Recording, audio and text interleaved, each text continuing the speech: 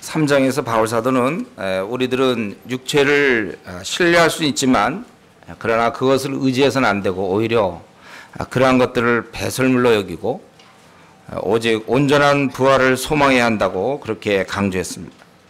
그래서 우리가 달려가야 된다는 거예요. 중간에 세상의 욕심과 자기 만족에 빠지면 안 된다는 것입니다. 그래서 그러므로 4장 1절에 그러므로 나의 사랑하고 사만 형제들 나의 기쁨이요 면류가 있는 사랑하는 자들아 이와 같이 주 안에 서라 이렇게 얘기하고 있는 것입니다. 오늘 1절부터 9절까지 6가지를 바울사도가 권면하고 있는데 첫 번째가 그러므로 서라. 그러므로 굳게 서라. 믿음이라는 것은 그렇게 항상 가만히 있어도 이렇게 가만히 있어도 넘어지지 않고 이렇게 서 있도록 되어 있는 것이 아닙니다. 믿음을 발휘해야 돼요. 이 서 있기 위해서는 계속해서 주를 대적하는 세력은 여러 가지 형태로 나를 시험하고 나를 넘어지게 합니다. 그러나 우리는 천국문에 이를 때까지 그때까지 견고히 서야 합니다. 한번 우리가 서 있는 건 쉬운 일이에요. 한 2, 3년 서 있는 건 쉬운 일입니다. 그러나 끝까지 서 있는 것, 우리가 도달해야 될 그 목표, 그쪽은 아직 우리에게 이르지 아니했어요. 우리가 천성문에 들어가야 될 것이고 거기에 천군 천사들이 영접할 것이며 우리의 그 주님께서 우리를 만나 뵐 때에 그때 우리가 비로소 그때는 우리는 긴장을 풀어도 됩니다. 그러나 지금은 서 있어야 돼요. 세상에 많은 유혹이 찾아올 수 있고 내 자신의 연약함에 내가 무너질 수 있지만 그러나 다시금 서야 합니다. 계속해서 하나님의 음성을 계속 들어야 돼요. 끊임없는 PBS로 우리가 해야 됩니다. 66권 계속해서 말씀을 듣고 계속 기도 생활해야 되며 우리의 힘만으로 안 되기 때문에 공동체에서 서로 붙잡아 주어야 되는 것입니다. 넘어지면 안 된다는 거예요. 지금 바울사도가 여기서 비록 그는 감옥에서 그럼 어떻게 될지 모르지만 그는 서 있는 자로서 이 빌립보 교인들에게 얘기하기를 너희가 주 안에 서라 이렇게 얘기하고 있습니다. 이것은 2장 12절에서도 나와 있죠. 그러므로 나의 사랑하는 자들아 너희가 나 있을 뿐만 아니라 더욱 지금 나 없어도 항상 복종하여 두렵고 떨림으로 너희 구원을 이루라 이렇게 되어 있어요.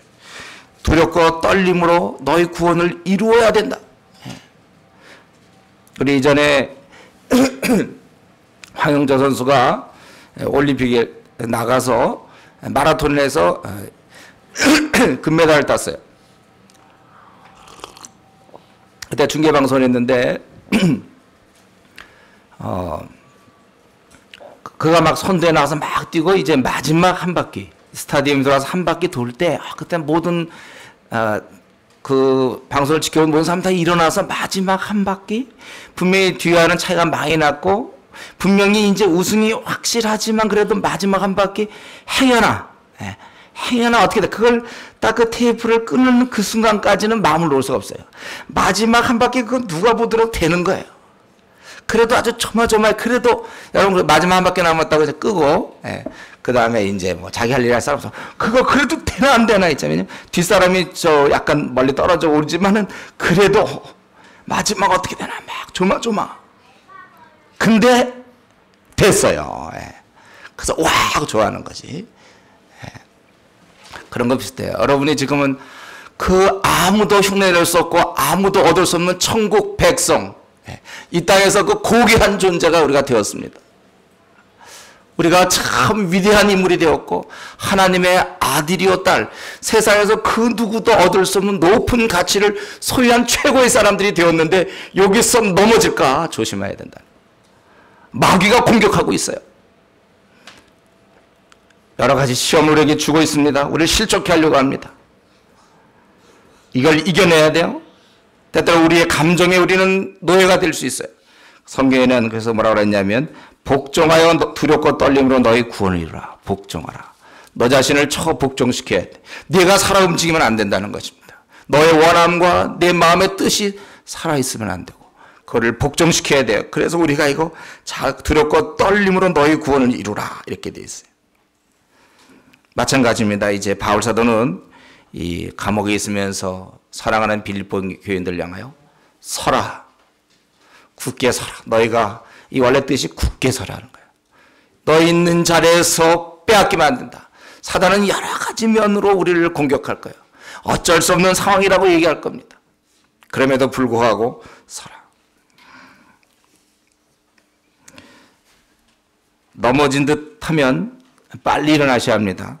우리가 과거를 추억하고 앉아있으면 돼 있지 않아요.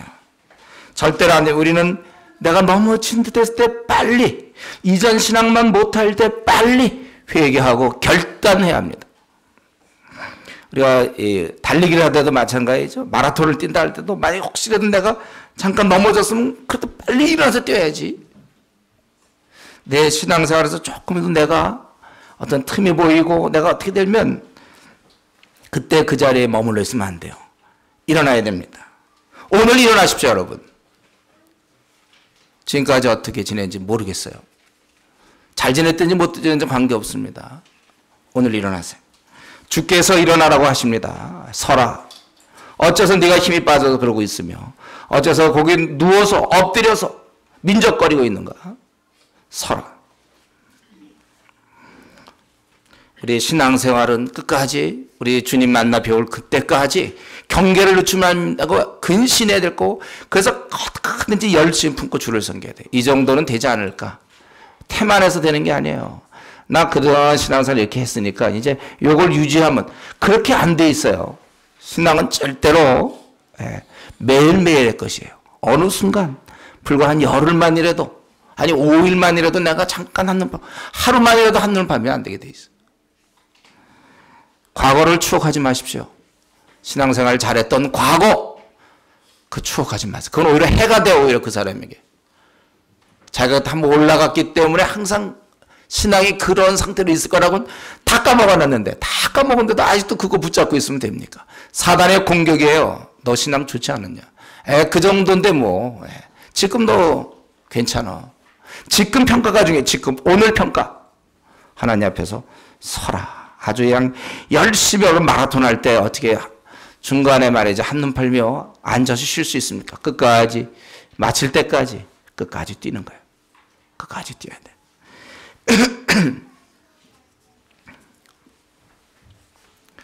그런데 이러한 상황인데 참 이 빌립보 교회 당시 초대교회 밖에서 그래도 잘하고 있던 그 초대교회 안에 다툼이 있었단 말이에요.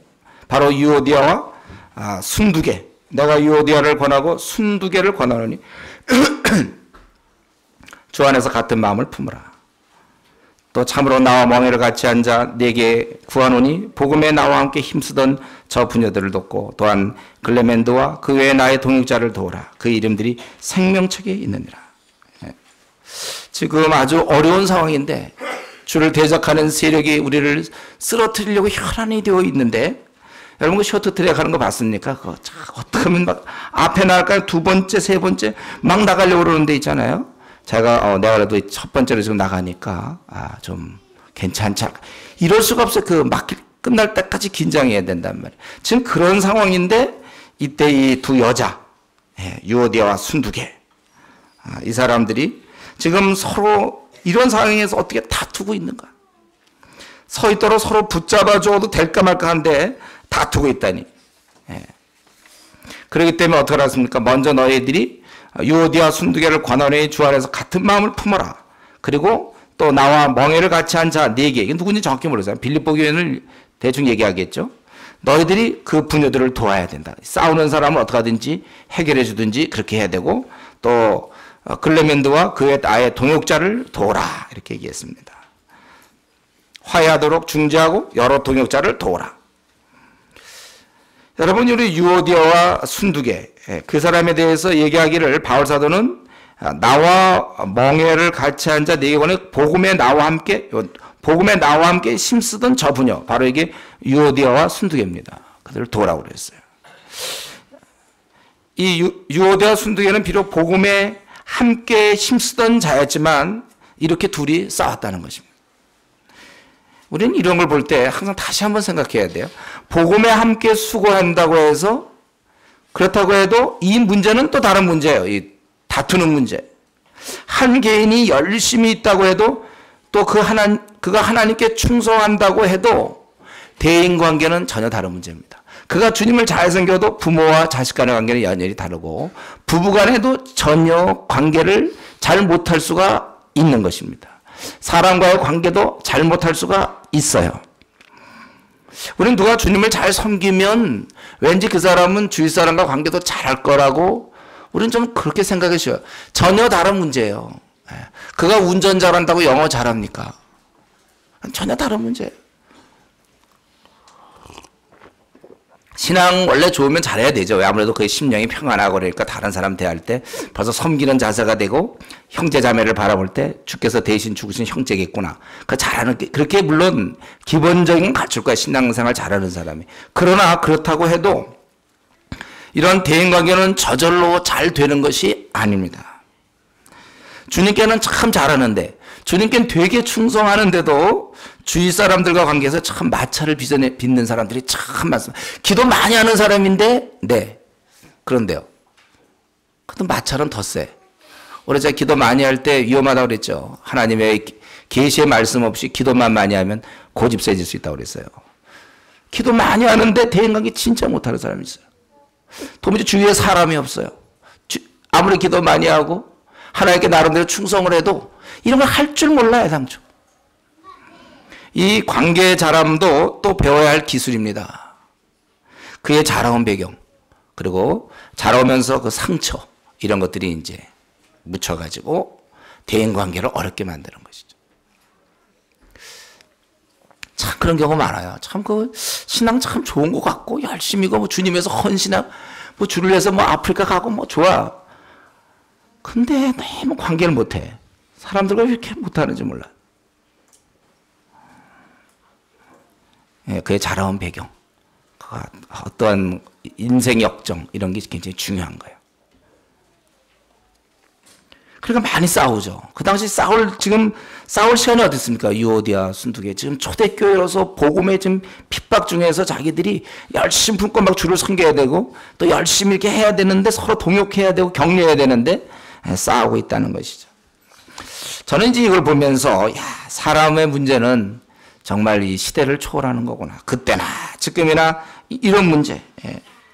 신앙 좋은 사람이지만 여기 나와 함께 힘쓰던 복음에 나와 함께 힘쓰던 이들은 뭐 교회에서 그저 대충 지내던 사람이 아니에요. 그냥 미지근한 사람도 아니었습니다. 뜨거운 사람이었어요.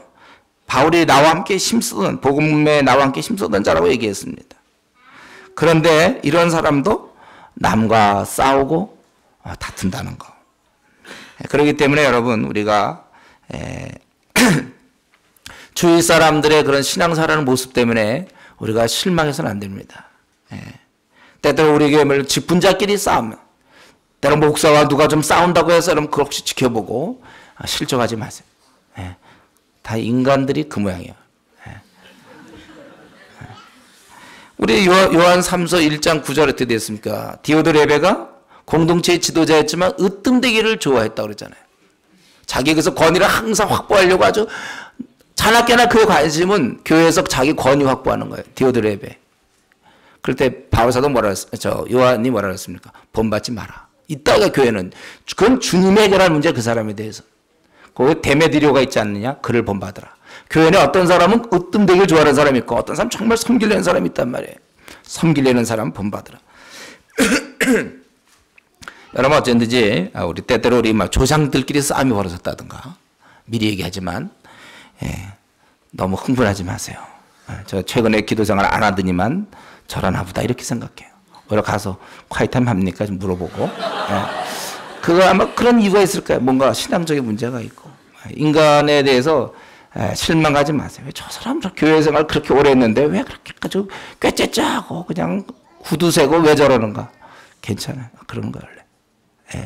그 당시 유오디아 순두계. 이게 사실 이 구절이요. 원래 유명한 구절이에요. 저한테는. 제가 처음 설교할 때 이 구절 갖고 설교했거든요. 20대 제가 처음 이제 간사돼서 이 구절을 설교하는데 뭐라고 설교해야 될지 몰랐어요. 그래서 저는 그때 이랬어요. 그 순두부, 순두계. 차라리 순두부로 태어났으면 잘 됐을 것을 괜히 순두계로 돼가지고, 그래가지고 오히려 싸움해갖고 성경에 이렇게 이름이 나오고 이게 뭐냐. 내가 그런 얘기 한 적 있어. 글쎄 그런 설교가 되는 건지 모르지만 이 구절 볼 때마다 생각나요. 순두부가 생각나고 이름이 이렇게 되세요. 하여튼 이 유오디아 순두개 싸웠던 여자 한 번 싸워갖고 하여튼 평생 아니 그가 생을 마친 뒤까지도 우리 후배까지도 그 두 사람을 생각하면서 우린 싸우지 말아야 되겠다는 그런 좋은 반면교사 역할을 하는 유오디아와 순두개다 이거예요. 근데 우리 여기서 보면 두 사람이 문제 있을 때 물론 어떻게 돼요? 먼저 둘이서 해결해야 되잖아요. 그 바울 사도가 조야서 같은 마음을 품으라. 둘이서 해결해야 돼요. 그런데 3절에 보면 나와 멍에를 같이 한 네개 관원이야. 빌립보 교인들이겠죠. 너희가 저 부녀를 도와야 된다. 두 사람의 문제라고 둘이 해결할 문제라고 놔둬서는 안 된다는 거예요. 왜냐하면 둘이 싸우면 공동체 전체에 영향을 준다는 거예요. 여러분 이거 항상 그렇지 않습니까? 이 팀워크. 우리 그 축구 같은 거 할 때도 11명 같이 해야지. 그 두 톱인데 이 두 톱이 서로 막 공명시에 불타서 내가 골을 더 넣어야지. 마땅히 패스하면 들어갈 수 있는데도 막 안 하고 말이죠. 자기가 혼자 몰고 들어가고 막 이러면 경고받아야 돼요. 그러고 야단 맞아야 되고 감독이 불러내야 되고 바꿔야 되는 것입니다.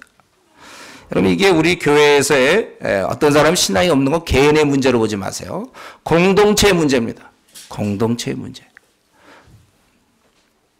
그래서 바울 사도는 현 상황을 보면서 이 정신 차리라고 아마 그 이름까지 된 거. 이거 사실 바울의 제 생각에 바울 사도 입장에서는 이렇게 얘기 안 할 것 같거든요. 그냥 두리뭉실 그냥 너희 중에 뭐 이렇게 좀 싸운다는 얘기 있는데 잘해봐라 이게 아니고 이름까지. 제가 볼 때 아주 안타까운 마음이었고 또 이들을 세우려는 마음이 있는 거죠. 지금 때가 어느 때인데 이러고 있느냐 참 답답했을 거예요.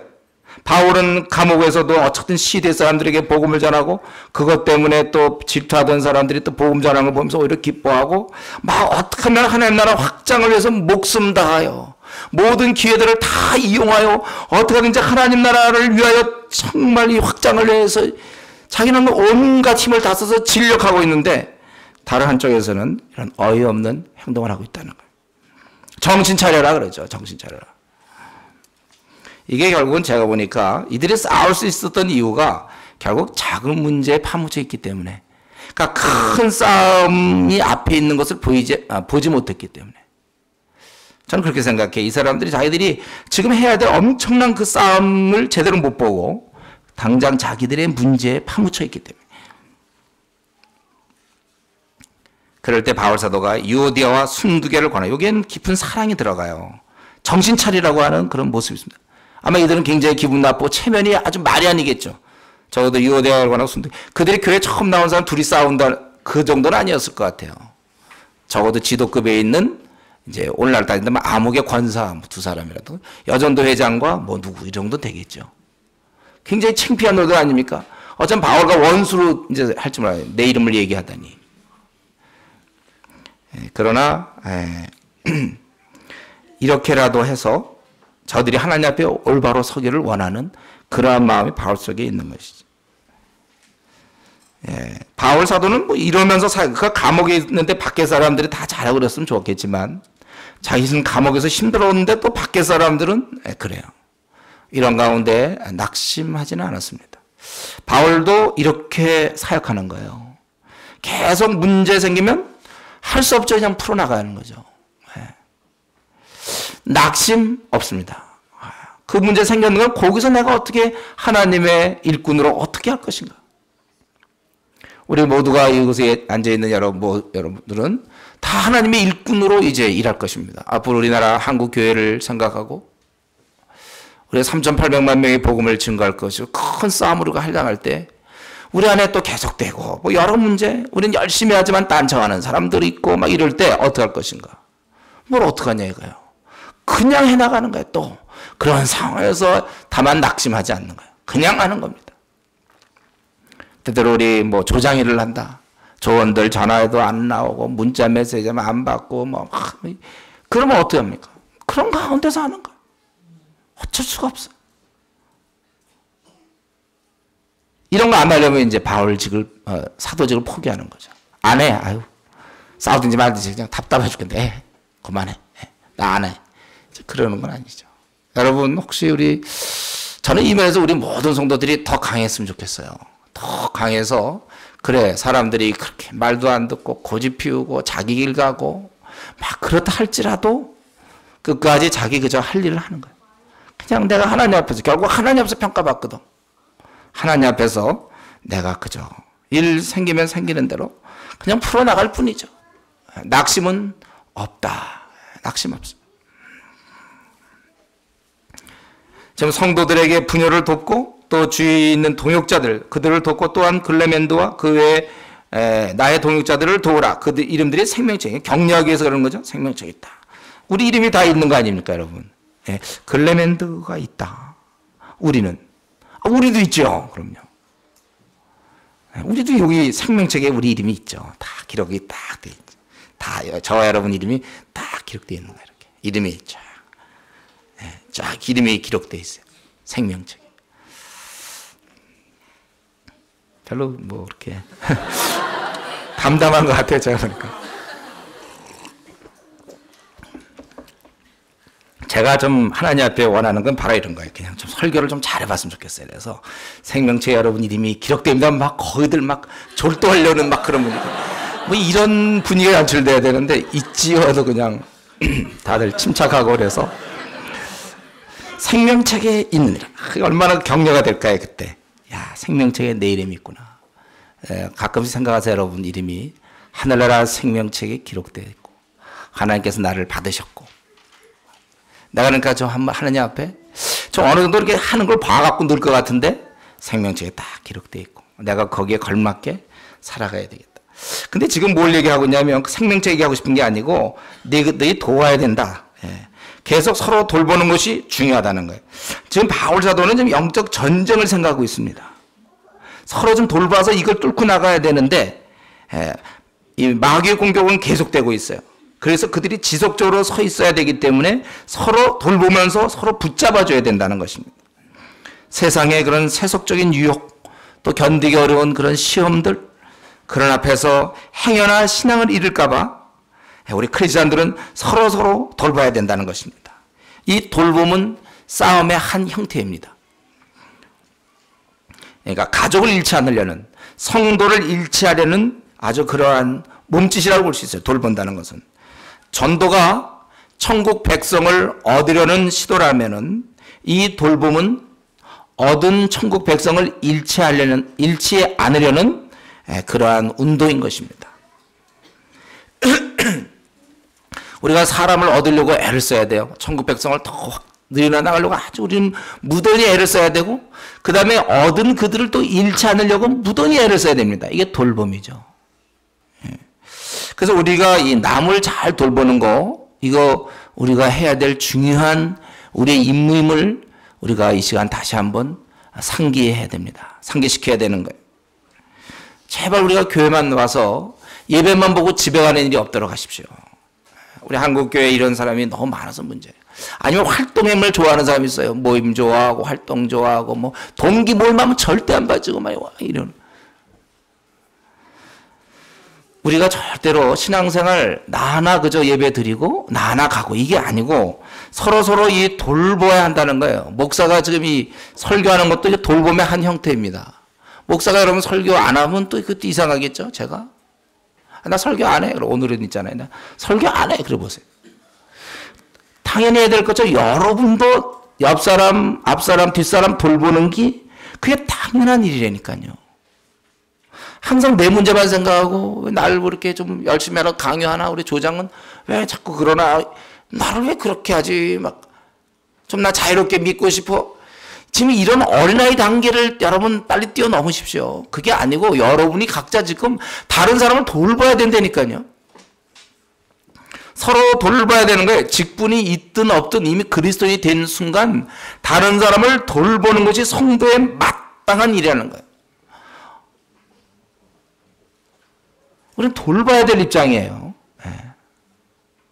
우리 히브리서 10장 24절 25절도 서로 돌아봐 사랑과 선행을 격려하며 모이기를 피하는 어떤 사람들의 습관과 같이 하지 말고 오직 권하여 그날이 가까워 볼수록 더 그리하자. 자꾸 우리 서로 돌아보라고 그래 성경은. 돌아보는 것.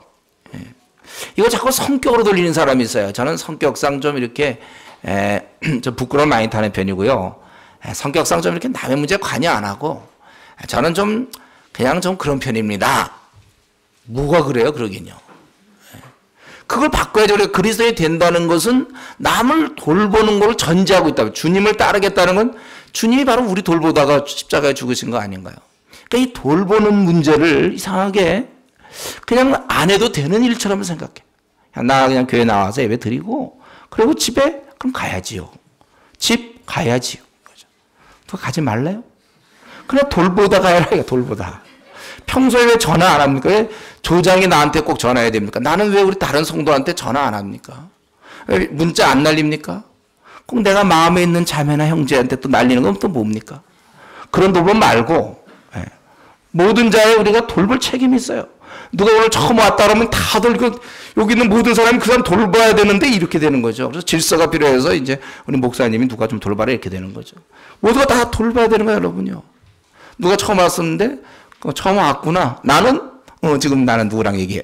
이게 아니고 모두가 다 돌볼 책임이 있는 거예요. 이 돌보는 건 성도의 마땅한 바입니다. 이거는요. 다시 한번 성격이라고 얘기하지 마세요. 내 바쁜 문제가 있습니까? 바쁜 문제가 있어도 목사가 설교해야죠. 바쁜 문제가 있어도 저도 바쁜 문제 있지만 하지 않습니까? 모두가 다 자기가 마땅히 해야 되는 거예요. 바쁜 일이 있어도 직장은 다녀야 되는 것처럼 우리가 바쁜 일이 있어도 돌봐야 된다는 거예요. 이 돌봄 없이 우리 신앙이 잘할 재주가 없어요. 신앙이 머물러 아주 그냥 점점 줄어들게 돼 있죠. 남을 돌보지 않는 거 안 돼요. 목사님 지금 내 문제가 얼마나 심각한데요. 그러니까 남 돌봐야니까요. 심각하니까 더 돌봐야 돼요. 그렇지 않으면 자기 문제에 빠져버려요. 이 문제가 심각하면 빠지게 돼 있어요. 이거는 뭐 우리가 훌륭하고 훌륭하지 않아서 직분이 있어서 없어서가 아니라 그냥 그리스도인이 된 이후로는 무조건 돌봐야 돼요. 위선이 아니에요, 여러분. 내가 직장 나가기 싫은데도 가족을 먹여 살리기 위해서 직장 나가는 거, 그 위선입니까? 여러분, 매일 지하철에서 위선자들 잔뜩 만날걸요? 저 어떤 가기도 싫은데 집안 식구 먹여 살려고 나가니까 위선자들아. 그건 아니에요. 우리 그리스도인은 그냥 내가 뭐가 되든 안 되든 관계없이 남을 돌봐야 된다니까요. 더해요? 그만해, 내가 이거. 우리 그리스도인이 우린 됐습니다. 이 그리스도인의 말 속에 얼마나 많은 내용이 들어있는지 몰라요. 이제 우리는 남을 위해 사는 존재가 되었다는 거예요. 그래서 우리 빌립보서 2장 3절 4절에 너희들 중에 다 준비되면 남을 돌봐라 이런 말이 있습니까? 2장 3절 4절에 아무 일에든지 다툼이나 허용을 하지 말고 오직 겸손함으로 각각 자기보다 남을 낮게 여기고 각각 자기를 돌아볼 뿐더러 또한 각각 다른 사람의 일을 돌아봐 자기 기쁨을 충만케 하라 이렇게 돼 있어요. 여러분 각각 자기 일을 돌아봐야 자기 일도 돌봐야 돼요. 자기가 이러면 학생인데 공부도 하나도 안 하고 밤낮 사람들 돌보고 그건 안 되죠. 자기가 직장인데 직장도 안 나고 밤낮 이러면 안 되죠. 자기가 가장인데 일도 안 하고 막 밤낮 뭐 전도 한다고 그러고 어린자들 뭐 이러면 안 되죠. 그러니까 자기도 해야 돼. 그거는 주를 위해서. 그러나 중요한 것은 우리가 남을 돌봐야 된다. 우리가 그리스도인이 되었기 때문에 이제 우리 남은 생은 자 그래서 그 얘기했죠. 남은 생은 남을 위하여. 그러니까 남은 생 아니냐. 그러니까 남을 위해서 우리가 사는 것이고 우리가 남을 돌보는 것은 내가 직분자든 직분자가 아니든 이것은 마땅한 일인 것입니다. 그래서 이 시간 한 번만 더 얘기할게요. 이 설교를 좀 부담스러워하는 사람이 또 우리 늘 있지만은 한 말씀만 더 드리겠어요. 제가 얘기했죠. 할 수만 있다면 특별히 우리 자매들, 여성들, 아내들 할 수만 있다면 직장을 갖지 말자. 제가 그렇게 얘기했어요.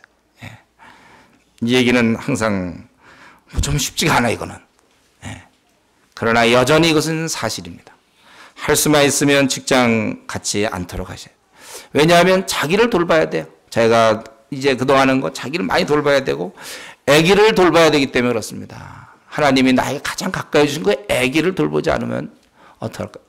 또 남편을 돌봐야 돼요. 지친 남편, 세상의 온갖 시험 속에 있다 온 그 남편을 위해서 자기 기도해 줘야 되고, 또 자기가 성경 읽은 것 중에 깨달은 건 나눠야 되고, 또 우리가 작은 가정인 집뿐만 아니라 큰 가정 교회를 돌봐야 된다고 그랬어요. 어린 자들이 계속 올 것이고 불신자들이 오고 참 연약한 자가 있는데 그 돌봐야 돼요. 그런 시간이 없어요. 그렇지 않으면 주일만 예배드리고 말게 돼요.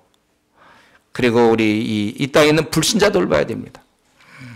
그렇기 때문에 우리 할 수만 있다면 남을 돌보는다는 의미에서 특별히 아내들이 이런 면에서 많이 신경을 써야 돼요. 어쨌든 뭐 아내든 누구든 간에 우리는 남을 돌보는 사람이 되어야 됩니다. 우리에 대해서는 굉장히 우리는 부족하죠. 우리가 무슨 자격이 있습니까? 나 한심하죠.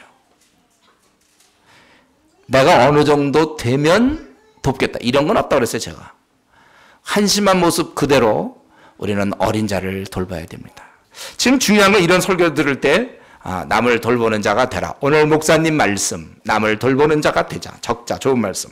돌보자. 딱 됐다. 그 다음엔 또 뭐라고 말씀할까? 이제 그 다음엔 사절하겠구나. 이러지 마시고. 지금 자기에게 물어보세요. 자기가 누굴 돌보고 있는가? 누굴 돌보고 있죠? 불신자는 누구를 지금 만나서 원통하고 있습니까? 그러니까 우리 교회에서 지금 모든 성도들이 원통하자. 이게 우리 구호입니까? 이게 성경대로 하겠다는 거예요, 저는요. 이걸 혹시 다른 교회가 이렇게 안 하면 그걸 할 수 없어요. 그러나 제가 믿기로 우리는 모든 자를 돌봐야 되기 때문에 여러분 아무리 바쁘고 힘든 중에도 불신자와 원통할 생각을 하세요. 불신자에게 왜 선악과를 만들었는지 그 얘기 왜 안 해줍니까? 왜 죄인이 구원받는다는 이 교리를 왜 얘기 안 해줍니까, 우리가? 이 정말 1000만 불짜리 이 엄청난 내용 갖고 있는 우리가 이걸 왜 전하지 않습니까? 지금 나는 정확히 얘기해서 남을 돌보는 자입니까? 네! 이렇게 얘기해야죠, 여러분들. 네!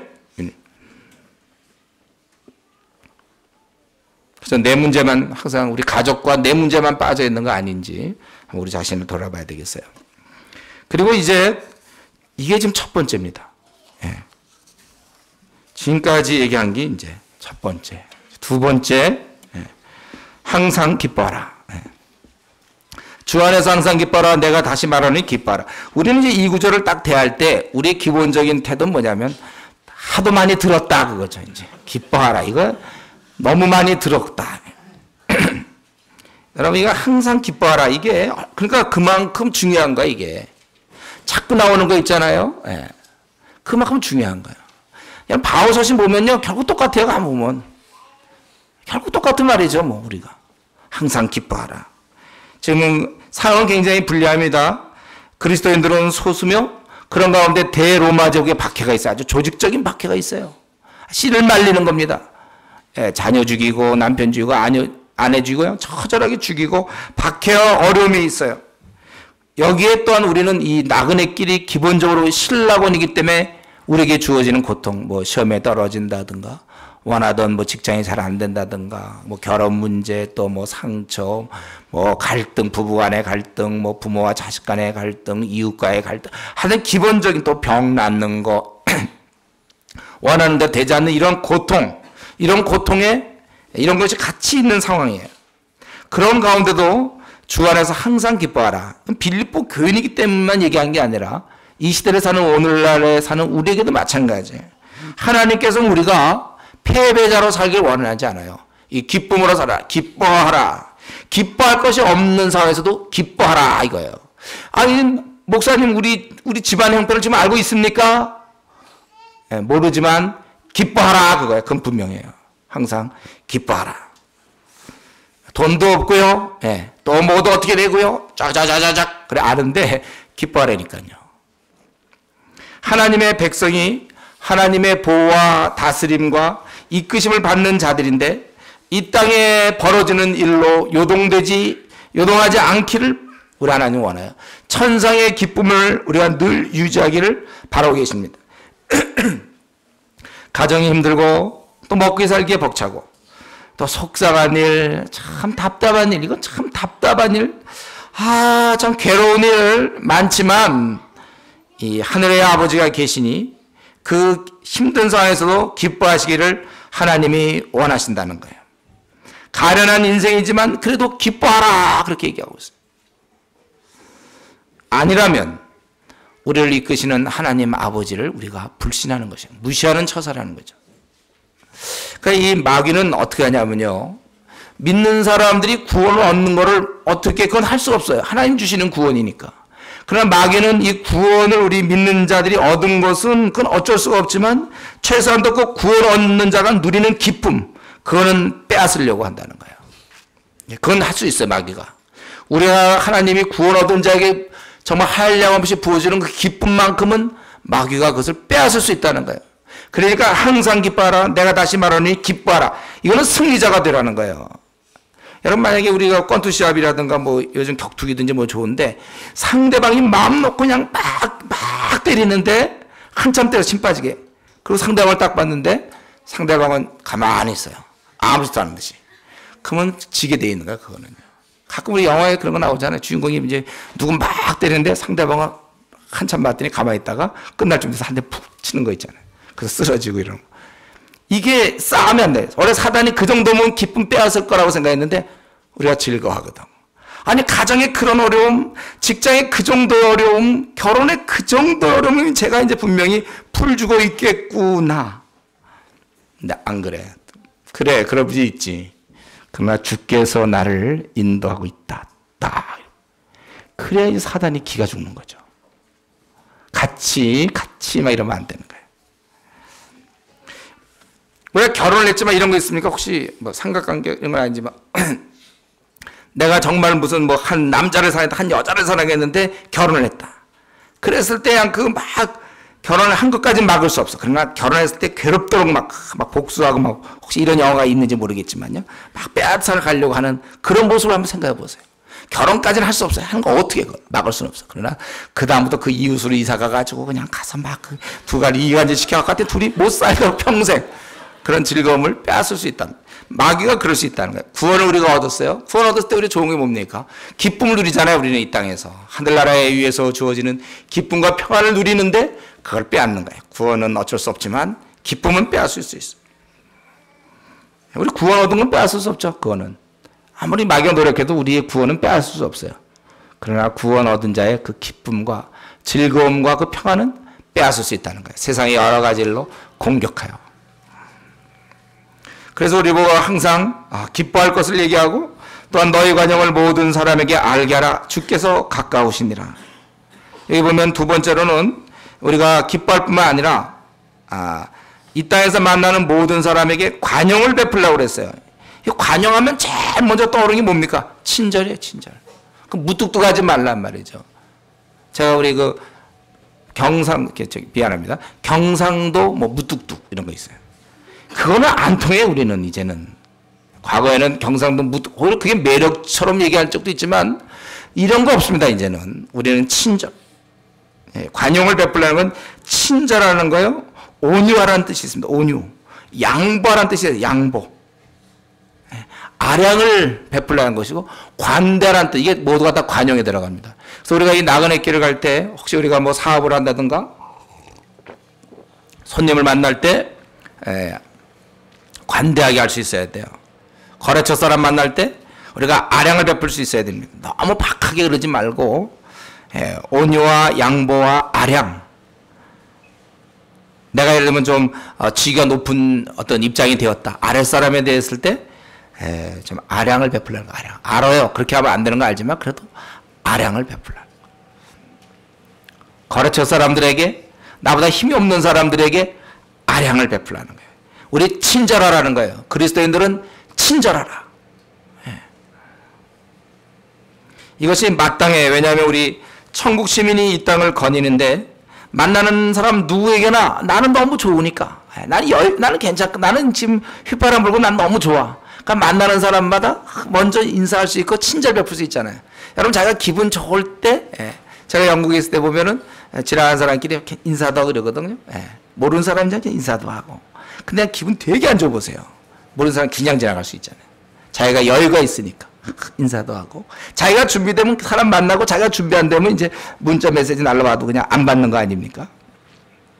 우리는 항상 이 땅에 거닐 때 누구에게나 여유가 있고 넉넉하네. 너의 관용을.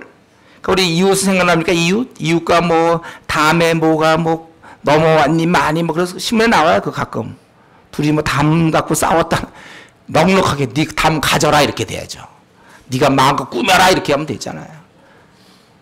매사에 우리가 뭐 시장 가서 뭘 물건을 사든지 뭘 하든지 누굴 뭐 직장에서 누굴 대할 때 뭐 넉넉하게 친절하게 꼭 나보고 왜 커피 타오라고나 이러지 말고 항상 이런 문제 있잖아요. 커피 타오라 이런 거. 여러분 그럴 때 있잖아요. 그걸 갖고 저 신경 쓰지 말고요. 벌써 그 사람이 타라고 시킬 듯 할 때 미리 가서 하세요. 시켜서 하는 건 기분 나쁘거든요. 내가 미리 가서 한 잔 안 드시겠어요? 라고 갖다 줘요. 그렇게 하세요, 여러분. 그거 그렇게 살지 뭐 그거 시켜서 합니까? 봐서 자기가 눈치를 보니 위치상이나 뭐 두면서 자꾸 시킬 것 같으면 시키기 전에 하세요, 여러분. 뭐 때문에 시킨 거 내가 뭐 그 사람 말들이 있어요? 그 우리가 그런 면에 있어서도 좀 그 사람 그걸 원하는 거 갖고 꼭 날 시켜 먹으려고 그러면 좋아. 시켜 먹어라 이거예요. 내가 먼저 해주겠다. 베풀겠다. 우리가 이 친절과 온유와 양보와 아량, 관대함, 관용을 모든 사람에게 알게 하라. 여러분 모든 사람에게 알게 하라. 이건 아주 그냥 베풀어라 알든지 말든지 이게 아니라 알 정도가 돼야 돼요. 그 정도로 내가 직장에서 여러분 어떤 조그만 거 가지고 좀 덜 해보려고 여러분 어떤 자세로 사는지 집에서도 어떻게 하는지 동생과 나, 형과 나 사이에서 어떻게 하면 내가 집안일 덜 해보려고 그런다든가 뭐 너 내가 아까 했잖아 뭐 이런 뭐 이런 식으로 나가는지 한번 잘 생각해 보세요. 이것은 우리가 여유 있어라 이거예요. 천국 시민이 이 땅을 거니는데 여유가 있죠. 그럼요. 우리가 누군데 우리가 그러겠습니까? 여유가 있어요. 이것이 가능한 이유는 주께서 가까우시니라. 이것을 바라보게 되죠. 오실 주님에 대해서 우리가 생각하기 때문에 너그럽게 우리가 살아갈 수 있는 것입니다. 여러분 어떻습니까? 나는 내 주위 사람이 알 정도로 좀 너그럽습니까? 여유가 있고 좀 넉넉한 편입니까? 우리 직장이나 또 우리 가정생활이나 또 학교생활에 있어서 아니면 내 것 항상 채우고 내 거 손에 안 보려고 늘 그렇게 급급하며 지내고 있는가? 왜 나는 어째서 이렇게 욕심이 많고 이렇게 속이 좁은가? 여러분 혹시 그렇게 자기 자신에 대해 생각하십니까? 우리는 오늘 이 말씀 이후로 내가 좀 약간 바보같이 살겠다. 남들이 볼 땐 내가 어떻게 보면 이제는 내가 아량과 친절과 넉넉함으로 모든 사람을 베풀며 살아야 되겠다. 그래 내 혜택을 받아라. 나는 그러면서도 축복의 통로다. 나는 이제 친절할 것이다.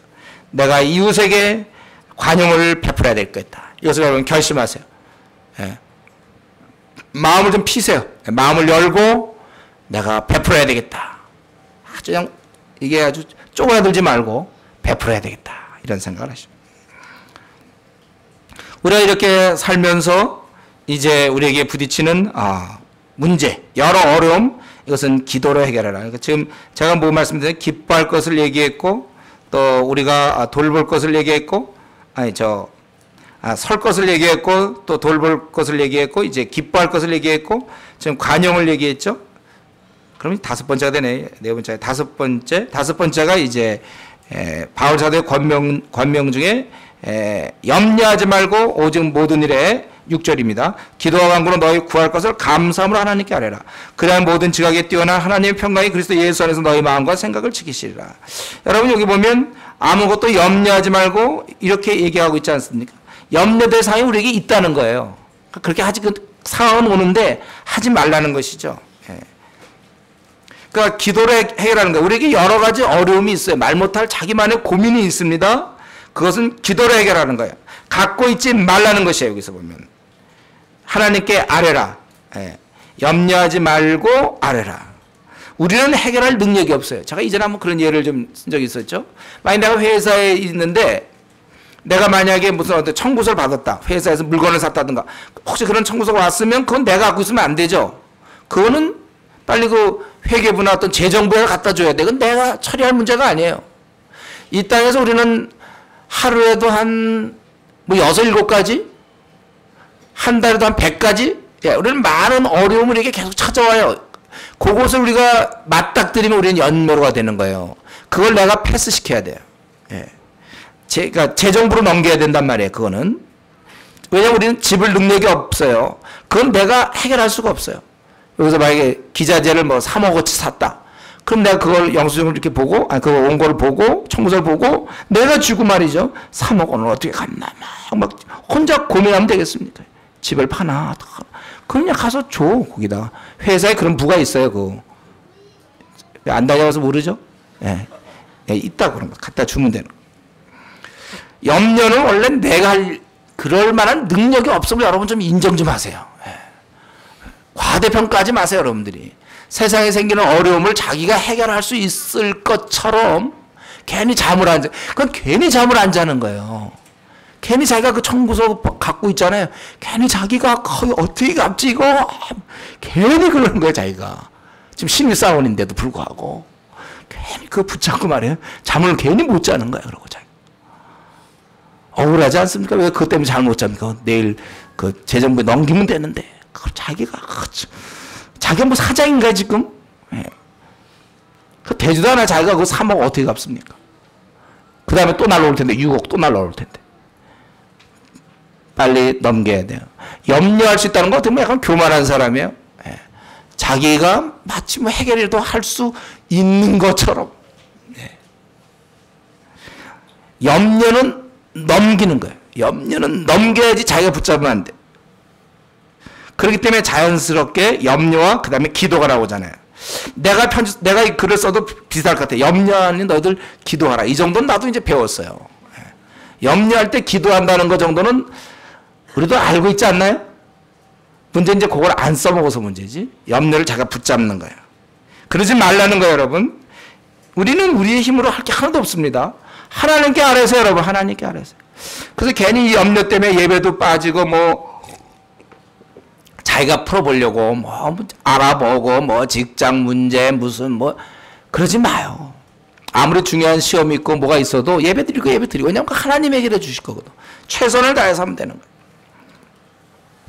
그러면 자연스럽게 어떻습니까? 하나님께 아뢰면 그러면 조건이잖아요. 그리하면 모든 지각에 뛰어난 하나님의 평강이. 여기 왜 전능하신 하나님의 평강이 이렇게 안 했을까? 아니면 사랑이 많으신 하나님 이렇게 표현 안 했을까요? 그것은 우리로 깨닫는 거예요. 내 눈에는 네 지성, 네 머리로는 그게 보이냐 이거죠. 지강에 뛰어난 하나님의 눈에는 다 길이 있어요. 내 눈에는 길이 없기 때문에. 그래서 여기서 그걸 상기시키는 거예요. 지각에 뛰어난 하나님은 다 멀리 다 보고 길이 다 있다. 방법이 다 있어. 하나님이 방법이 없겠습니까? 내가 볼 땐 방법이 없죠. 그러니까 지각에 뛰어나지 못한 너는 지각에 뛰어난 하나님께 이제 간구하라 그런 뜻이에요. 그러면 그분께서 평강을 이제 너에게 주시겠다. 예. 상황은 바뀌지 않아도 우린 염려가 없어져요. 그 상황에서 염려했는데 기도하면 상황은 똑같은데도 염려는 사라지는 거예요. 왜냐하면 그 상황이라는 건 하나님 우리를 연단시키기 위해서, 우리를 온전케 하기 위해서, 우리를 자라나게 하기 위해서 허락하신 것이거든요. 그래서 그것을 없애면 안 되죠. 하나님 이런 것을 없애주십시오 이러면 안 돼요. 고3이 수능이 부담된다고 주여 고민돼 오니 수능을 없애주세요. 이게 아니에요. 거치는 다만 즐겁게 힘있게 나갈 수가 있는 거예요. 그 길을 우리 하나님은 지나가길 원해요. 단 평강 가운데서. 다윗도 그러지 않았습니까? 사망의 음침한 골짜기로 다닐지라도 해를 두려워하지 않는다고 그랬어요. 주의 지팡이와 막대가 나를 안위하신다고 그랬습니다. 그러니까 두렵지가 않죠. 사망의 음침한 길 내가 볼 때 그렇지 하나님도 그런 무서운 거 사망의 음침한 길 얘를 끌고 갈 때 같이 무서워하면서 하나님도 그건 아니에요. 하나님 볼 때는 사망의 음침한 길이 어디 있습니까? 하나님 붙잡고 가는데 뭐가 문제? 그리고 하나님 볼 때는 이제 그런 사망의 음침한 길을 통과해야 위대한 다윗이 나오는 거예요. 이걸 통과시켜야 그가 이제 몸에 붙었던 아주 이런 것들 있잖아요. 다 우리 저 세차할 때 보면요. 세차에 그 터널 있잖아요. 그런 거 이제 들어가면 약간 재미도 있어요. 차 한번 타보고 그 차 안에서 있잖아요. 물 막 나오는데 나한테 하나도 안 묻고 막 이러면 재밌거든. 근데 그거 통과할 때 막 두려워하면 되겠습니까? 그걸 통과해야 이 붙어 있는 것들이 다 떨어지는 것처럼 내 몸에 온갖 더러운 것들, 뭐 예를 무슨 뭐 종기가 났든지 뭐 아주 더러운 것들, 예? 욕심 덩어리, 욕심 복주머니 뭐 이런 것들 있잖아요. 사치와 허영 뭐 이런 것들, 예? 남을 비호함, 교만 뭐 이런 게 다 나를 막 무장해 갖고 있는데 내가 쫙 하면 지나갈 때마다 하나씩 띄는 거거든요. 쫙 지나갈 때 여기서 손들이 쫙 기다리고 있다가 이제 전문자를 다 띄워주는 거거든요. 그러니까 이 길을 통과해야 돼요, 여러분. 앞으로 이제 이게 이미 내가 예언 한번 했죠. 여러분 앞으로 남은 생 동안 어려운 일이 많을 것으로 예상된다. 이미 내가 예언했죠. 이제 앞으로도 많은, 왜냐면 우리가 지금 벌써 온전해지면 괜찮아요. 그럼 이제 가면서 쓸데없는 자부심이라든가 쓸데없는 교만들 뭐 이런 거 자꾸 뛰어가는 거야. 인생을 사는 거야. 계속 그 나중에 나올 때는 쫙 밝고 빛나고 정금처럼 쫙 나오게 되는 거예요. 그래서 우리가 이 고난의 터널을 통과해야 되는 것입니다. 이래야 온전해지는데 그거 없애달라면 안 되죠. 예. 그거 없으면 어떡하라는 거예요, 우리는.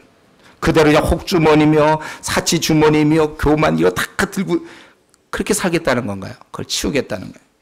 지나가면서 이것저것 더러운 것, 세상에 붙은 욕심들을 치워주시는 것입니다. 그렇기 때문에 우리가 사는 날 동안에 많은 그런 고난 가운데서 근심될 일이 찾아올 거예요. 성경 분명히 기록되어 있어요. 아무것도 염려하지 말라. 이거 우리가 하기 때문에 그러는 거예요. 그러나 찾아올 거지만 우리는 계속 기도로 또 우리는 이겨나갈 것입니다. 기도가 없다면 염려하세요, 여러분.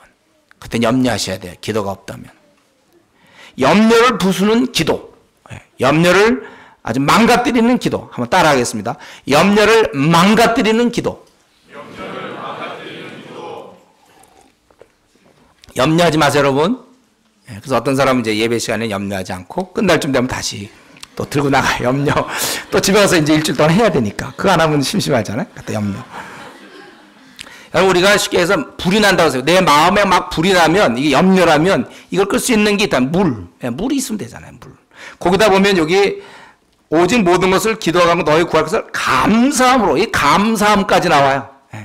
기도할 때 또 감사까지. 이건 완전히 그 염려와는 아주 치명적인, 염려로 볼 때는 아주 치명적인 거예요. 감사가 이거는 곤란해. 기도 중에 또 감사까지 완전히 죽는 거예요, 염려는요. 그래, 물로 막 끄는데 거기에 갑자기 누가 소화기까지 들고 가갖고 막 꺼보세요. 불을 끄는데. 그러자도 물 때문에 꺼지려고 그러는데 그냥 소화기까지 등장해 보세요. 감사까지 완전히 염려는 죽는 거예요. 감사가 있으면 죽는 거예요. 그러니까 이 염려가 있을 때 기도가 있으면 되는 거예요. 여러분, 기도로 막 아뢰면 되는 거예요. 염려를 내가 정면 대응하면 안 됩니다. 자꾸 주님께 올리는 거예요. 염려될 상황을 자꾸 올리세요. 올리는 자, 순환작용이 일어나요. 오면 쫙 올려요. 평생 우리는 이제 계속 갈 겁니다. 그러면 계속 올리는, 쫙 이렇게 올리는 거예요. 계속 올리다가 끝나는 거예요, 생각. 올리다 끝나는 거예요. 그리고 그때마다 감사하면서, 상황 굉장히 안 좋지만 감사까지 하면서 해야 돼. 감사. 이렇게 가난하게 해주셔. 돈도 없지만 그래도 이만큼 먹고 산 거 감사합니다. 이만큼 생긴 거 감사합니다. 그래 이기는 거야, 여러분. 감사까지 가야 돼요. 그때 이만큼 된 거 감사합니다. 이렇게 그럼 지는 거예요. 여러분, 그 쥐가 많잖아요. 바글바글. 집에 요즘 그렇지만, 요즘 안 그렇지만 옛날에 보면 집들에 쥐가 많거든요. 그럴 때 좋은 게 뭐냐, 고양이 한 마리를 키우는 거예요. 그래서 고양이 양 울잖아요. 쥐들 다 도망가요. 다른 집으로 갈지 모르지만 어쨌든 다 가게 돼 있어요. 쥐가 원래 그렇게 돼 있습니다. 고양이가 있으면 쥐는 무서운 게 없어요. 쥐는 소용없어요. 우리가 이 염려될 게 있어요. 사업을 한다든가 제가 직장이라든가 뭐 이리 막히고 저리 막혀 그럴 때 이제 우리는 기도하면서 거기다 목까지 하자고요? 감사까지 곁들이는 거예요. 라면도 그냥 먹는 것보다 계란 하나 풀어서 먹는 게 맛있잖아요. 이런 감사까지 가면 이 염려는 무너지고 마는 것입니다. 그렇기 때문에 유난히 그 염려가 많은 사람, 근심이 많은 사람은 아까와 비슷해요. 또 성격이 소심해서가 아니라 게을러서 그래요. 기도에 게으른 자이기 때문에 그렇습니다. 기도하는 사람은 무슨 염려가 있습니까? 아무것도 없어도 염려 없어요, 우리. 나그네께서 여러분, 이거 정말 여러분이 요거 비결만 배운다면, 나그네께서 우리는 염려, 근심 없이 행복하게 살다 죽을 수 있어요. 어떤 사람 염려, 근심 하다 죽는 사람이 있고, 우리는 잘하면, 잘 드세요, 졸지 말고요. 중요한 거예요. 어쩌면, 잘하면 지금부터 생을 마치는 그날까지 우리는 염려, 근심 하나도 안 하고 살 수 있다니까. 예. 여러분 마음 먹게요. 마음대로 하세요. 마음대로 하세요. 예. 자기 마음 먹기에 따라서 안 하고 그냥 쫙 갈 수 있어요. 예. 성격이 아니라 기도에 게으른 자만이 염려할 수 있는 특권을 향유하는 거죠. 예. 근데 우리 여기 보니까 이 기쁨이나 관용, 평강 이 모두는 가만히 살펴보면요. 여기서 여러분 보셨는지 모르겠어요. 이게 가만히 보면 다 주님과 연결되어 있어요. 주님과. 그러니까 주 안에서 항상 기뻐하라. 너희 관용은 어째서 가능하냐면 주께서 가까우시기 때문에. 또 평강도 그리스도 예수 안에서 너희 마음과 생각을 뛰어난 하나님의 평강이 그리스도 예수 안에서 너희 마음과 생각을 지키시라. 이게 뭡니까? 이런 기쁨이나 관용이나 평강은 다 주님과 연결되어 우리에게 오는 것이라는 거예요. 우리 신앙에 있어서 본질적 승리는 다 주님과의 깊은 만남에서부터 흘러나오는 것입니다. 그러니까 내가 기뻐하고 관용을 베푸고 평강은 결국 그것은 결과물에 불과해요. 원인과 결과라면 결과에 불과하다. 원인은 무엇입니까? 내가 하나님과의 깊은 교제에 있어요. 내가 하나님과 깊은 교제가 이루어진다면 이건 되는 거예요. 이게 안 되면 안 되죠. 하나님과 깊은 기도가 있으면 이게 되는 거고 이런 게 없으면 내 콰이트함이 늘 정상적으로 잘 움직이고 늘 PBS와 기도 생활 잘하고 있다면 이게 가능한 것이고 이게 안 되면 이거 안 되게 돼 있어요. 여기 특징이 이 기쁨, 관용, 평강은 천국에 있는 보석과 같은 것들이거든요. 이걸 내가 이 땅에서 소유할 수 있는 것은 그냥 저절로 되는 것이 아니고 주님과의 이런 깊은 관계에서 주님으로부터 내려오는 것이라는 거예요. 이것부터 우리가 확보해야 되는 것입니다. 우리가 건강하면 그냥 여러 병이 없잖아요. 허약하면 이쪽 저쪽에서 병이 나는 것처럼 우리가 이 기도와 말씀 이것을 가지면 이게 고쳐지는 거예요. 다. 그래서 우리가 수련회 때 말이죠. 뭐 특별한 무슨 뭐 어떤 문제를 집중적으로 그 염려에 대한 뭐 이것보다는 그저 말씀과 기도를 막 해버리면 기도 생활하고 말씀 막 하다 보면 어느 순간에 자기 염려 근심이 없어지고 평강이 생기는 거예요. 그걸 직접 다루지 않더라도. 그래서 이 말씀 전체는 뭡니까? 우리가 승리자로 살라는 거, 승리자로. 그리고 이제 그럼 6번째가 되겠네 보니까 6번째 보면 그러니까 전체가 7가지가 되겠죠. 그럼 6번째가 이 종말로 형제들아 이제 바울 사도가 이 빌립보 교인들한테 권면하는 것은 8절은 결국 뭘 얘기하는 겁니까? 여러분 한번 찾아보십시오. 이 8절은 바울 사도가 뭘 하라는 거예요?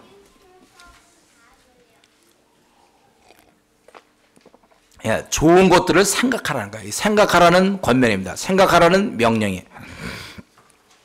여기 8가지가 나오죠. 참되며 참됨, 경건함, 오름, 정결을 사랑할 만하며 칭찬할 만하며 그 다음에 덕과 기림이 될 만한 이러한 좋은 것들을 좋은 생각 속에서 내가 살아가야 된다. 이런 것들을 생각하라. 아까 기뻐하라처럼 이번에는 생각하라 이렇게 얘기하고 있어요. 항상 진실을 생각해. 참. 그리고 경건하며, 경박스럽지 않은 걸 얘기합니다. 좀 고귀한 거. 경건하며, 오르며, 의로운 말과 행동. 옳아야 되고, 정결하고, 세속적이지 않는, 세상의 욕심에 섞이지 않은 그러한 정결함. 또, 사랑할 만하면, 누가 보더라도 그 사람이 하는 그런 생각들, 사랑스럽단 말이에요. 사랑을 불러일으키며, 칭찬할 만하며 감명을 줄 수 있는 그런 것들을 주로 생각하라. 그 얘기를 들었을 때 참 덕이 되고 야 칭찬할 만하고 너 어떻게 그렇게 하냐 참 잘했다. 감명이 되는 감명을 주는 하나님 뜻이 그렇게 하니까 이루어지겠구나. 이렇게 좀 그런 얘기들 그러한 그 깨달음 그러한 마음 그런 생각들 하는 것 덕과 기림 칭찬할 만한 가치가 있는 그런 것들을 생각하라 이 뜻이에요. 그러니까 뭐냐면 내 마음속에 이런 생각들이 노출이 됐다고 합시다. 우리가 투명 유리가 돼서 내 생각들이 다 이렇게 보인다고 합시다. 그럴 때 야 과연 박 목사님 평소에 저런 생각을 하고 있구나. 박수 치자 우리 다 같이. 막 이런 야 저렇게 저런 생각을 하니까 과연 목사 맞구나. 칭찬 들을 만한 그런 생각을 하는. 내 주위 사람이 나를 볼 때 야 과연 조장이 나는 그냥 나이 들어서 생긴 건 줄 알았더니 야 조장은 저런 생각을 하고 있었구나. 이 머리를 열어보니까 예? 뚜껑 열린다는 거 말고 그냥 머리가 이렇게 그러니까 유리로 돼 있어갖고 생각을 딱 들으면 야 평소에 저런 생각으로 이렇게 움직였구나. 그 생각 그 부분이 아주 훌륭해야 된다는 거예요. 알고 보니까 완전 우리 조상 잔머리 굴고 있었네. 이래 갖고 목사님 완전히 잔머리 돼가구나. 이래 갖고 되겠습니까? 누가 보더라도 우리 집사님은 그동안 그런 거룩한 뜻을 갖고 그렇게 움직였군요. 참 됐군요. 그렇게 그동안 그렇게 경박하지 않고 경건했으며 야 그렇게 오라. 그런 마음 가지고 그동안 우리를 돌봤군요. 그런 마음으로 그동안 그렇게 열심히 기도했으며 그동안 열심히 이렇게 전도했으며 그런 식으로 우리를 돌봤으며 문자 메시지를 날렸군요. 이걸 봤을 때 우와 정결사다. 우와 막 사랑을 불러일으키는구나. 이렇게 돼. 우와 그거는 감명이 넘어와서 막 쓰러질 정도다. 이렇게 돼야 되지. 우리에게 열릴까 봐 두려워하면 안 되죠. 우리가. 이게 혹시 투명으로 안 돼 있기를 다행으로 생각하면 안 돼. 우리가. 열려도 부끄럽지 않을 만큼의 하나님 앞에 떳떳하면 사람들 앞에 떳떳할 수 있어요. 내 생각이 어떤지. 내 마음속에 은밀한 생각이 노출된다고 했을 때 부끄럽지 않아야 돼. 그런 것들을 생각하고. 하나님은 다 알고 있죠. 그러니까 우리가 하나님은 의인이 없다고 그랬잖아요. 다 죄. 하나님은 다 보거든요. 하나님 앞에는 다 이게 유리로 다 돼 있어. 하나님은 다 본단 말이에요. 저거 저런 동기로 아이고. 예. 그러니까 우리 인간과 상대하고 싶다니까 하나님은. 주 안에서 우리를 보시니까 그래도 우리 기도 들으시지. 예. 그런데 이제는 너희가 이제는 이런 것들을 생각하라고 그랬어요. 이런 걸로 자꾸 머리를 채워야 돼요. 예. 세상에 추잡한 생각들이나 욕심 등에 내 영혼이 물들지 않도록. 그래서 여러분 좋은 환경에 있는 게 중요합니다. 자꾸 그런 걸 보면 눈으로 들어오거든요. 이런 게 다. 그래서 여러분들이 TV 중에 이렇게 좀 안 좋은 것들 있잖아요. 장면. 영화의 안 좋은 장면들을 이렇게 받으면 안 돼. 형제들 특별히 제가 이미 얘기했죠. 우리가 19세 이상은 안 보는 게 좋겠다고 그랬죠. 우리는. 그리고 15세 이상이라도 안 좋은 장면들이 있으니까 그때마다 눈을 감으면서 봐야 된다고 그랬죠. 이런 잡지나 혹은 인터넷에 이런 어떤 안 좋은 장면들 이런 것들 자꾸 이렇게 이 내용을 자꾸 못 들어오게 만들어야 돼요. 좋은 것들을 자꾸 생각해야 됩니다. 세상에 어떤 적당히 거짓하는 어떤 그런 패턴을 배워가지고 이럴 때 나도 이 정도 선에서 내가 얘기해야 된다든가 마음에 없으면서도 이 정도 나가야 된다든가 이런 것들을 우리가 버려야 돼요.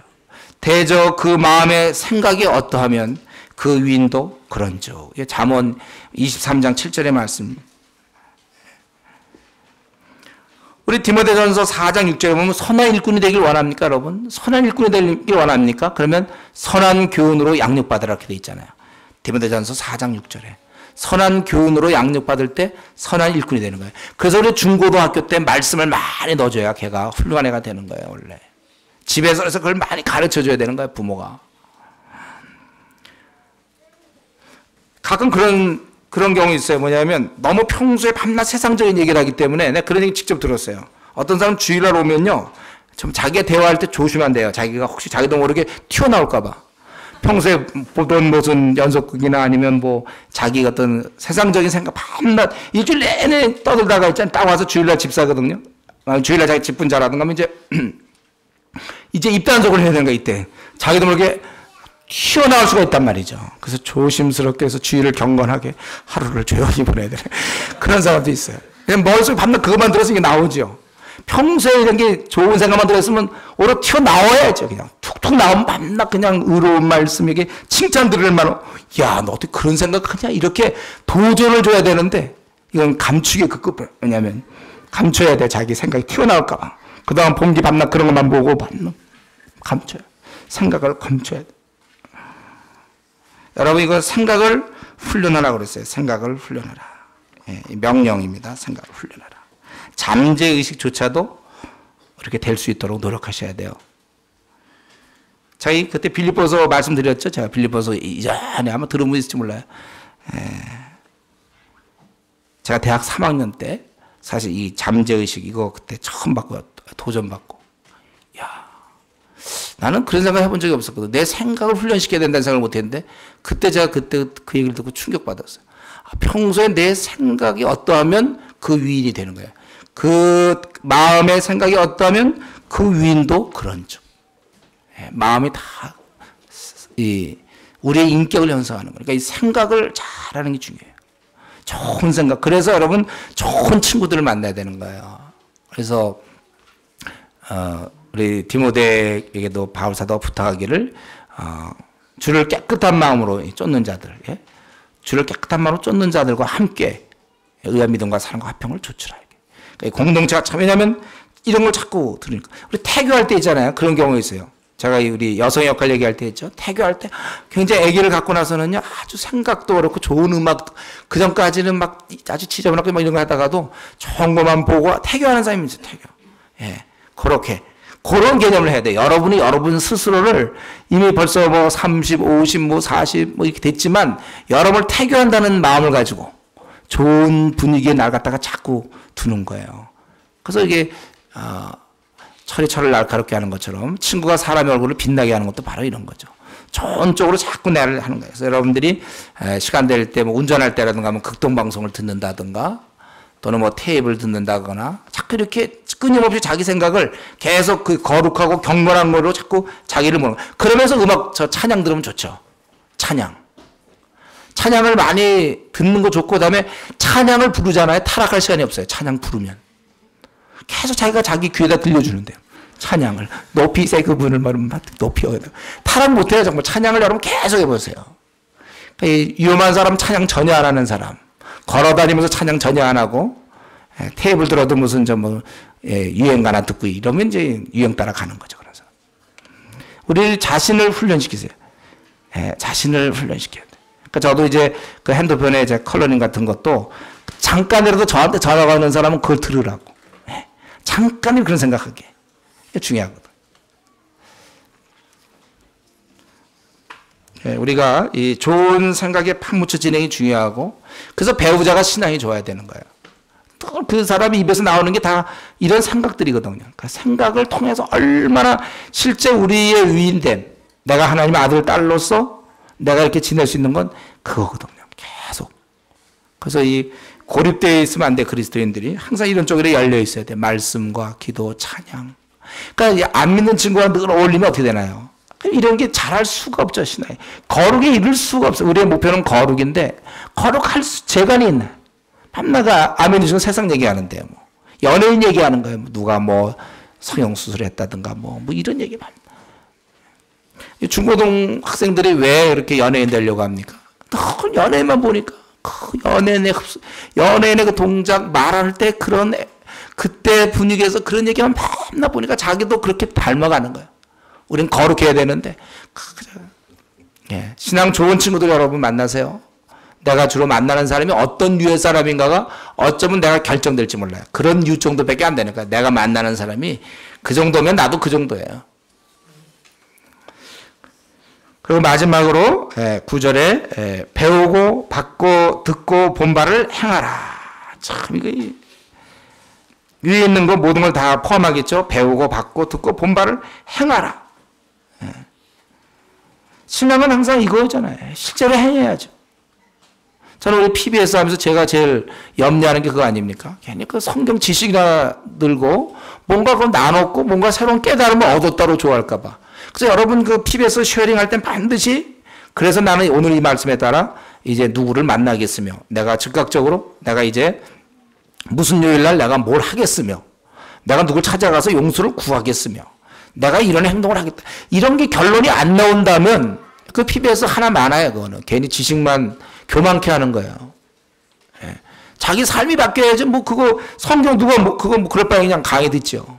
그래서 이 말씀에 의지해서 내가 성격을 고치겠으며, 내가 그동안 이 돈 문제에 내가 깨끗하지 않은데 내가 갚겠으며, 내가 이 말씀 의지해서 내가 앞으로 지각 안 하겠으며, 내가 이 말씀 의지해서 내가 앞으로 뭐 전도를 하겠으며, 아니면 내가 앞으로 이걸 양육을 하겠으며, 아니면 내가 이걸 이 말씀 의지해서 선교사로 떠나겠으며, 뭐 이렇게 나와야죠. 내가 이 말씀 의지해서 이제 교회에서는 더 이상 졸지 않겠으며, 뭐 이렇게 말씀에 따라 나 이제 더 이상 내 문자 메시지 오는 건 내가 이제는 안 받는 일이 없겠으며, 이렇게 나와야죠. 열심을 내겠으며, 내 재정을 이제 어린 자를 위해서 사용하겠으며, 이런 구체적으로 나와야지. 그냥 말씀은 이렇구나, 뜻이 이거다, 그걸 안 하면 소용없어요. 이게 행하라. 여기서 보면 행하라. 배우고 받고 듣고 보면 결국 배운 것들을 네가 행해야 된다는 거죠. 신앙은 뭐 특별한 게 아니에요. 이렇게 행하는 거예요. 행하는 거. 우리 주님께 기도하면 응답받기 그렇게 원한다고 그랬죠. 우리가 기도해놓고 응답 똑같다고 그랬죠. 주님도 우리에게 말해놓고는 우리가 행하기를 원하는 거예요. 그래서 원래 믿는 자의 특징이 뭐예요? 우리가 그 말씀에 순종하는 거 아닙니까? 이렇게 행할 때 어떻게 됐습니까? 그리하면 평강의 하나님이 너희와 함께 하시리라. 아까는 그 평강을 주신다고 그랬는데 아예 평강을 주던 하나님께서 아예 우리와 함께 하셔. 우리가 이렇게 행하고 같이 움직인다. 이 행하는 것이 그렇게 중요한 겁니다, 여러분. 행해야 돼요. 아는 것으로 머물지 마시고 우리가 이것을 실제로 생활해서 열매 맺어야 된다는 것. 정리한다면 우리 마귀는 우리가 제대로 살지 못하도록 서 있지 못하도록 온갖 시험을 주며 또 기뻐하지 못하도록 하며 염려 무기를 들이대지만 또 이러한 온갖 계교와 상황을 만들어서 우리의 말씀대로 순종하며 살지 못하게 하지만 우리는 하나님을 의지해서 우리가 하나님의 백성으로 이 땅에 서 있을 것이며 우리가 깨닫는 대로 우리는 기뻐하고 돌보고 관용을 베풀고 우리는 기도하고 좋은 것들을 생각하고 그리고 우리가 행함으로써 우리가 당당한 하나님의 자녀로서 이 나그네 길을 승리하면서 이 나그네 길을 뚜벅뚜벅 걸어갈 수 있는 것입니다. 바라기는 우리가 이제는 서 있는 자로 살아갈 것을 오늘 이 말씀 있는 그대로를 적어도 오늘의 이 말씀만 배워도 내가 내 생활에 옮길 것을 굳게 결심하는 성도님 되기를 바랍니다. 같이 우리 이 시간 통성으로 오늘 말씀 생각하면서 자기 부족한 부분 위하여 같이 한번 통성으로 기도하겠습니다. 기도합시다.